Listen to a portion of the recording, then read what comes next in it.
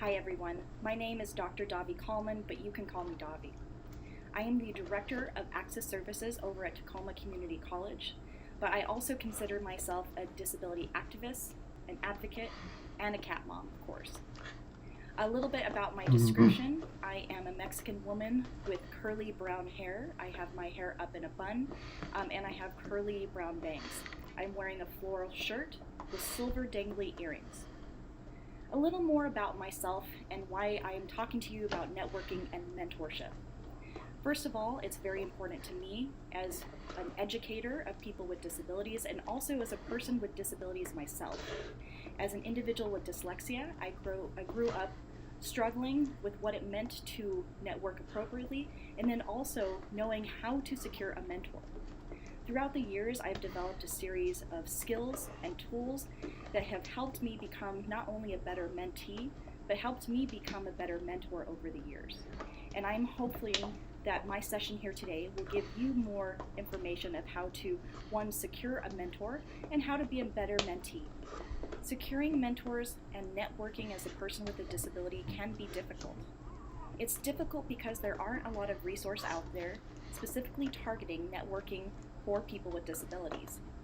It is not seen as something that is important, but it definitely is. Thanks to a lot of resources out there, like the Disability Empower Her Network, there are organizations that are currently working to help not only people with disabilities, but young women with disabilities to be better mentors and to be better mentees to people around them. So how do you become a better mentee, mentor, if you have a hard time communicating? Well, the answer is simple. There is no right way to do things. And through this session, I'll talk about different ways that you can learn how to communicate, both verbal and nonverbal communication skills, and different platforms for networking. So during this session, I want to talk to you and give you an overview on mentoring and what networking I will be covering. I will be talking to you about identifying your mentor, so how to identify a potential mentor. I will explain how to identify if a mentor is right for you. I will also talk about how asking someone to be your mentor and tips and tricks from the field. We will also be going over building your professional network and your personal network, how to network as a person with a disability, also going over different ways to network, and lastly, how to be a good mentee and how to maintain that relationship with your mentor. Before I delve into these different topics, I want to talk to you about my own experience. One from someone who's been a mentee, and then the other one from someone who's been a mentor to countless people with disabilities throughout the years. As a person who has a disability but also was a PhD candidate at the time in the Murrow College of Communication, it was very important to me that I met other scholars in the communication and disability field. As I started to conduct my own research and post my projects and articles about disability out into the country, I started getting contacts from researchers within the disability and communication field. The first person to contact me was Dr. Beth Holler. Dr. Beth Holler is one of the leading scholars in disability and media and communication. She works at Townsend University and is one of my favorite people in the world. Before Beth reached out to me, I had read countless books and articles that she had written. To have this superstar within the disability and communication field was super important to me and made me a little starstruck, to be honest. Beth actually was the one who reached out to me, so sometimes this may happen to you, and it's very important to understand how to react next if this does happen. Beth did reach out to me and was explaining how important my research was to the field and how it'd be great if we connected. Of course, I couldn't say no to that. I did email Beth back as soon as I could. I was professional as possible. And in that email, I explained how she has been a research hero to me for a long time and how I'd love to have the opportunity to connect with her if she was able. Beth responded back as soon as possible, letting me know that she was going to her national communication conference and that she would like to meet up with me. That being said, she's a research superstar. I didn't know how much was going to come of it. So here I was presenting my poster at one of our national conferences, and Beth came up, listened to me present, and hung out with me for about 2 hours after my presentation, just talking about communication research. This was such a big deal to me, and that made me realize right then and there that she was the perfect mentor to me. This is someone who dedicated her time to listen to my presentation and also gave me the time of day, even though she is a research superstar. I knew that this is someone I could count on. So after talking to her for a couple of hours, we met up throughout the conference the next couple of days. We got lunch, and we continued our relationship over the years. Beth and I have been friends now for about 5 to 6 years, and we continue to keep in touch. We meet at conferences, we text, we Facebook, we email, and something that I'm very cognizant of through Beth for her help throughout the years is I make sure to be able to send her care packages.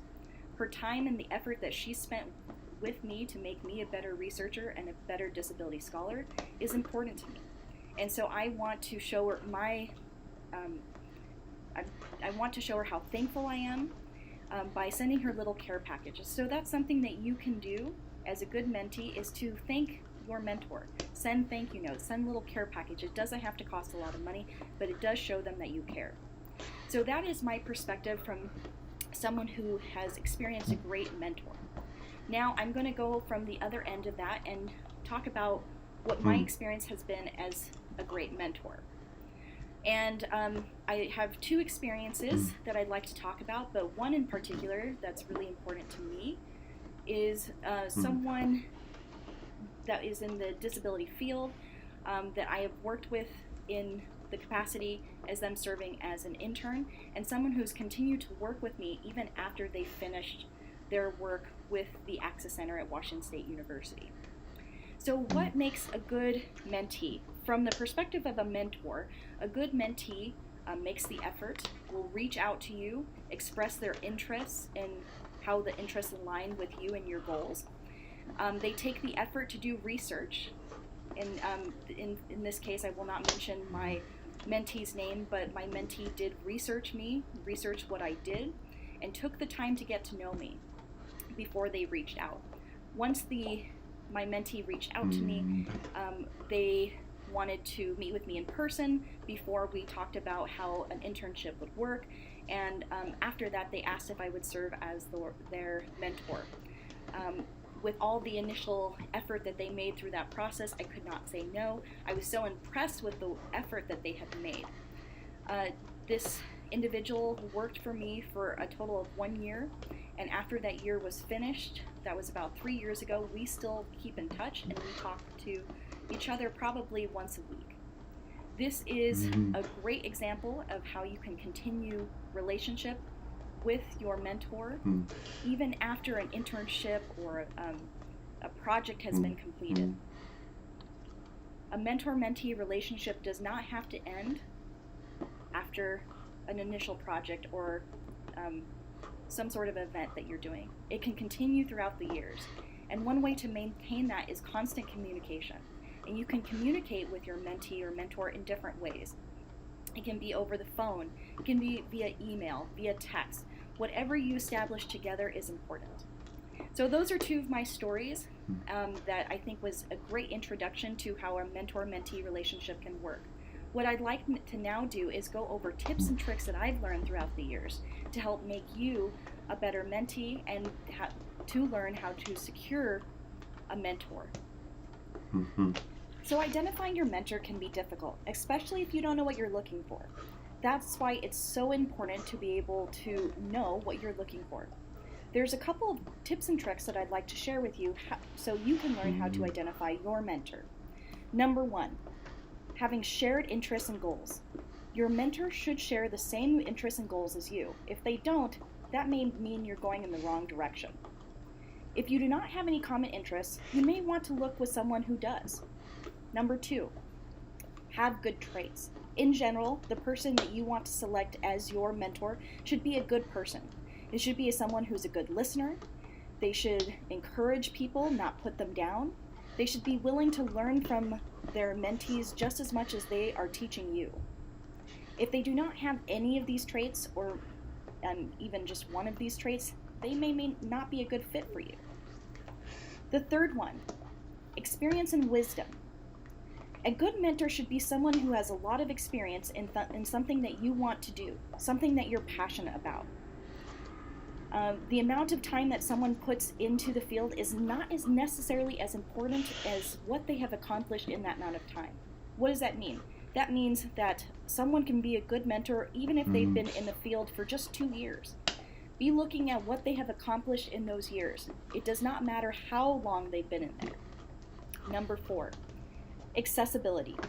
A good mentor is someone who should be accessible and willing to meet with you whenever you are available. Now, that being said, mentors can be very busy. They have a lot of responsibilities. So they may not be able to meet with you all the time, but they should be able to meet with you some of the times. Do some initial research. Be looking to see if they've had other mentees in the past.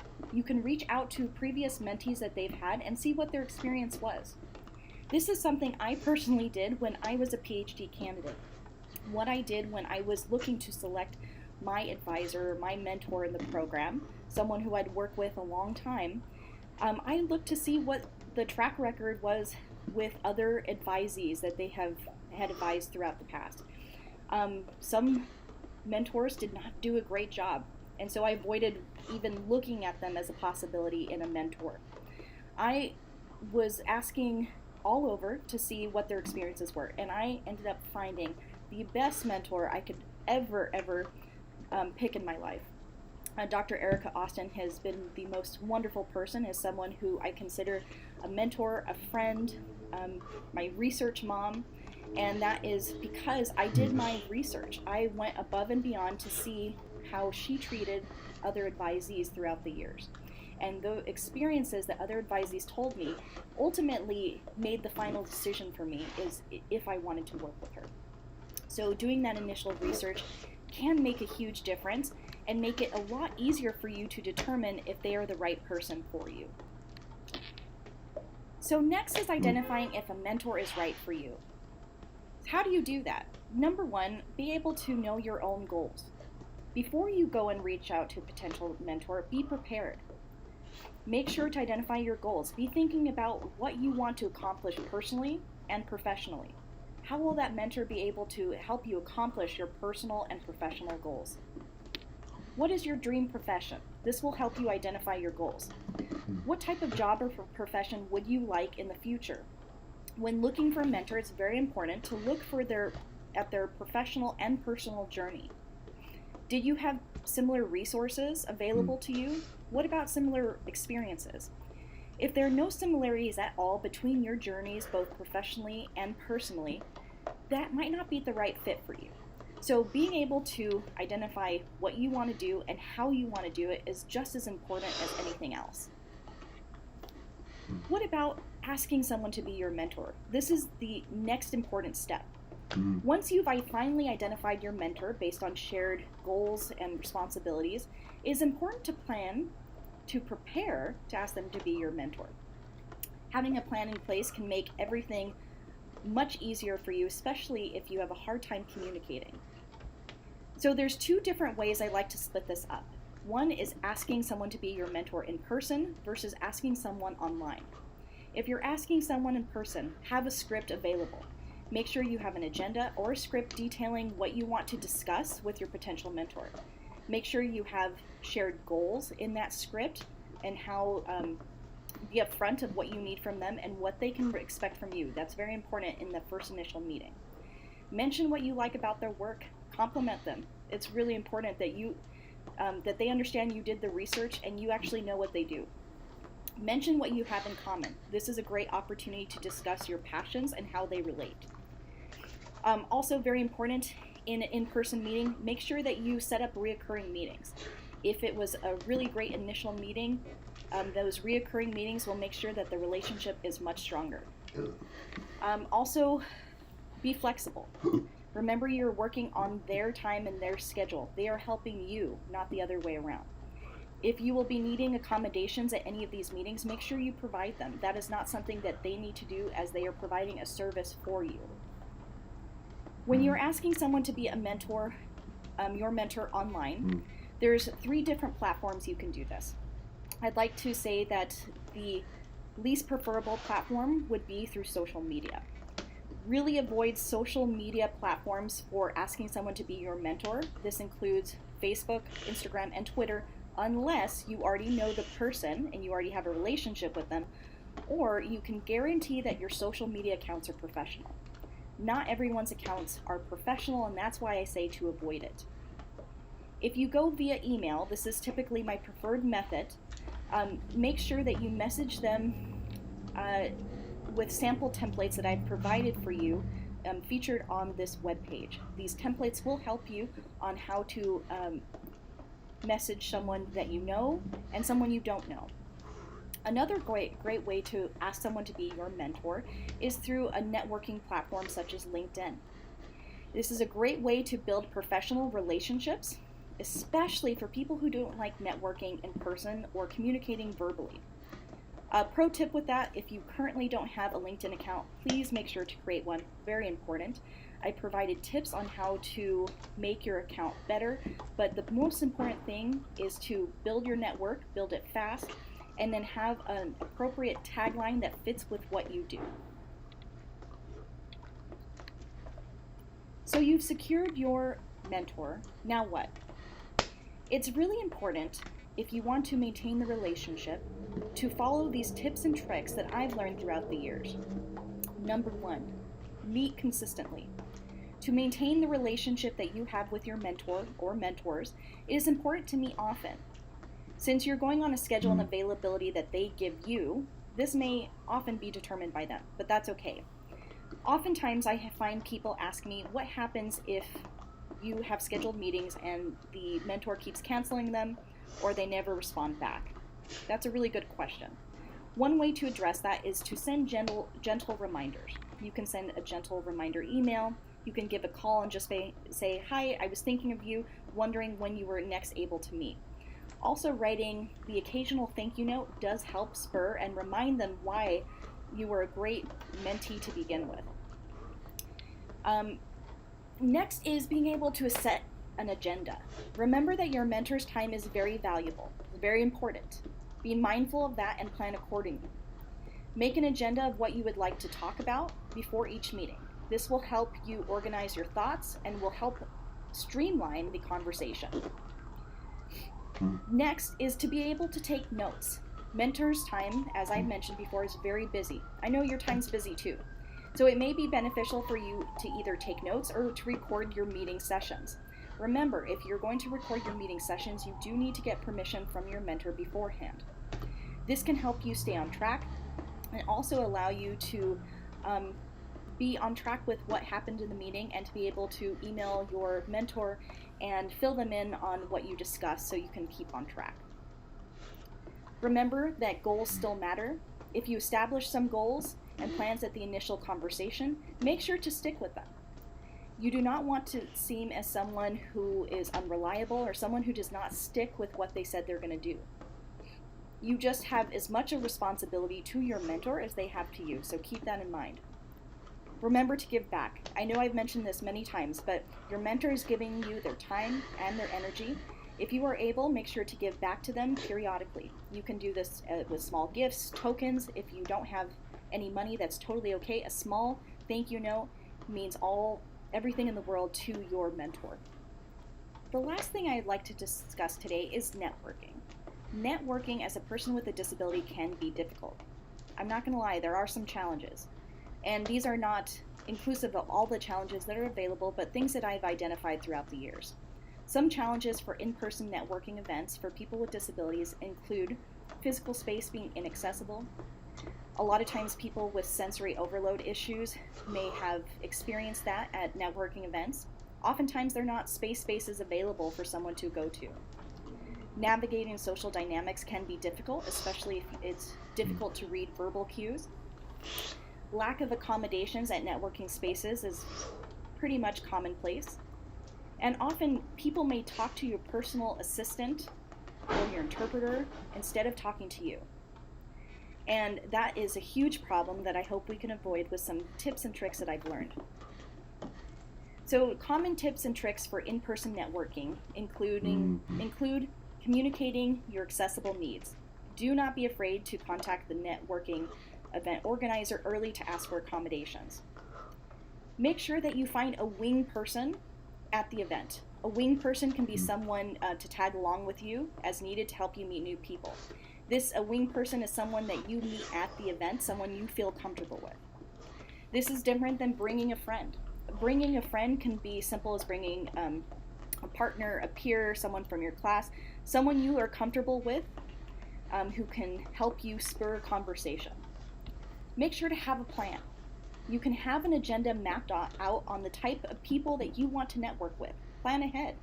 You can even contact the event organizer in advance to see who is expected. You can even get a guest list and say that is a reasonable accommodation. Be prepared. Have a list of 3 questions to ask each person so you do not have to come up with things on the spot. These 3 questions can be more serious type questions like why are you here, what's your job, what are your passions with your job. Then you can have 2 to 3 questions that are fun questions. An example of this can be what is your favorite vacation spot? What is your favorite food? This is a way to get the conversation going. Disclosure can be your friend. This might not be for everyone, but sometimes disclosing your disability can be a positive thing. You can begin the conversation by saying that you are a person with a disability. You can also work to manage questions about your disability gracefully if you don't feel comfortable with people asking you about them. Just be mindful that people may ask, and you have a right to answer their questions or gracefully, transition from those questions to something that you would like to talk about. One pro tip that I have learned throughout the years is a lot of times people who are neurodivergent, who do not like to communicate in a verbal way, have business cards that explain that on the card, and they give that to people when they ask them. Look at the body language. Oftentimes approach people who you know will engage.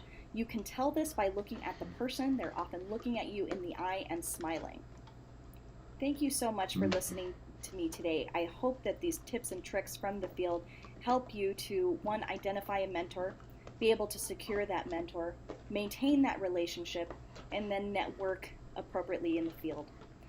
Thank you so much, and best of luck in your future endeavors.